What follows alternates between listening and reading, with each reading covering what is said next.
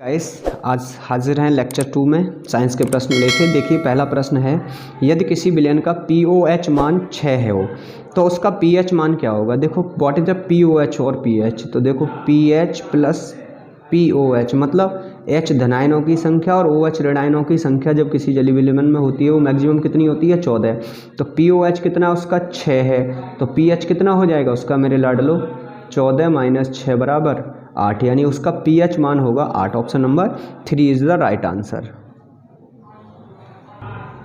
अगला प्रश्न है, गुणों के आधार पर तत्वों को कितने भागों में विभाजित किया गया है।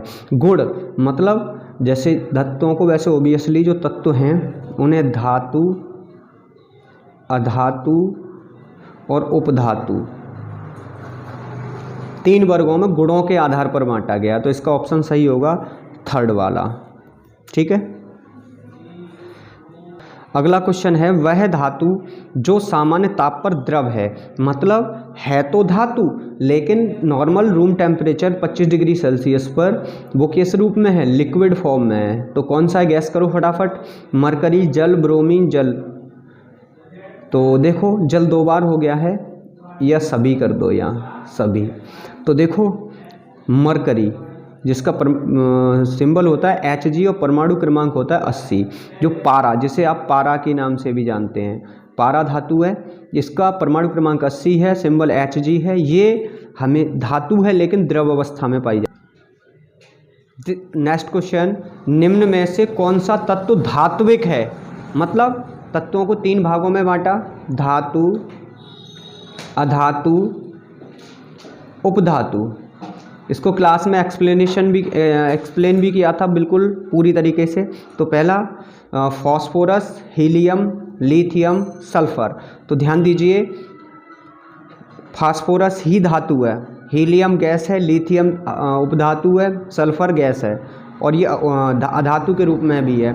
तो जो धातु है वो हमारा फॉस्फोरस, जिसका परमाणु क्रमांक होता है गाइस 15। अगला क्वेश्चन है, ऐसी कौन सी धातु है जिसका प्रयोग बल्ब के फिलामेंट बनाने में किया जाता है। पहला option magnesium, Ag, platinum, W मतलब टंगस्टन।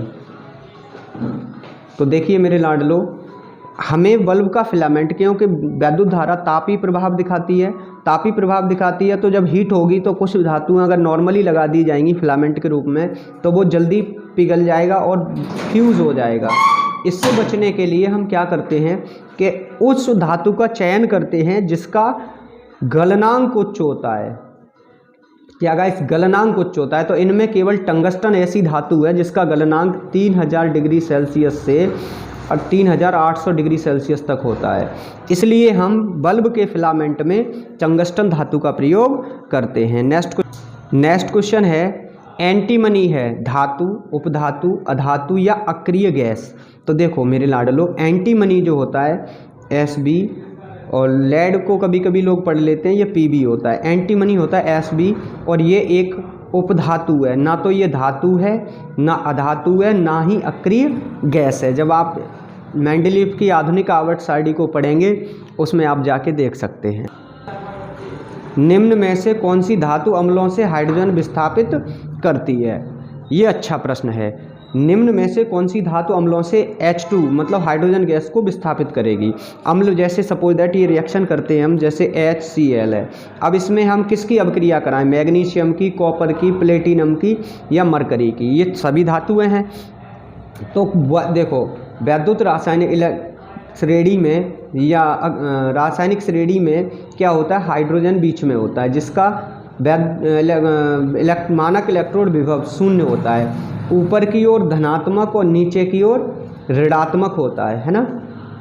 अब हम जानते हैं कि अम्लों से केवल वे धातुएं अभिक्रिया करके हाइड्रोजन विस्थापित करती हैं जिनका मानक इलेक्ट्रोड विभव हाइड्रोजन से ज़्यादा है, अर्थात ज़्यादा इलेक्ट्रोड विभव वाली। तो इनमें ध्यान देंगे, हाइड्रोजन से नीचे ऊपर क्या है, मैग्नीशियम है, नीचे कॉपर है, प्लेटिनम है, मरकरी है।